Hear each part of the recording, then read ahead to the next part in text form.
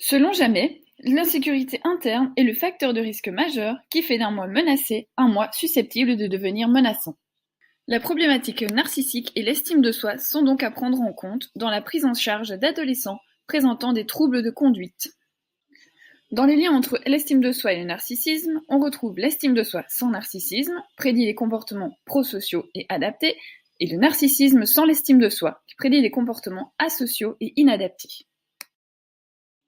Dans le narcissisme aigu, on retrouve un amour de soi pathologique s'exprimant par une référence à soi et un égocentrisme excessif.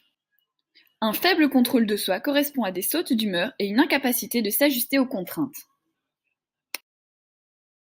Une faible estime de soi est reflétée par tout ce qui constitue une menace à sa valeur personnelle.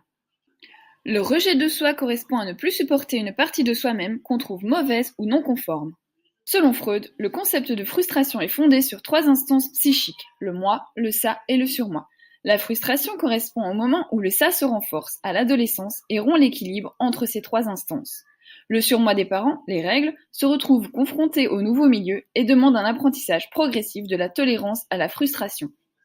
On retrouve 2 types de frustration, les frustrations externes qui correspondent aux obligations scolaires ou familiales et les frustrations intrinsèques où le jeune a l'impression de ne pas être compris, reconnu ou aimé.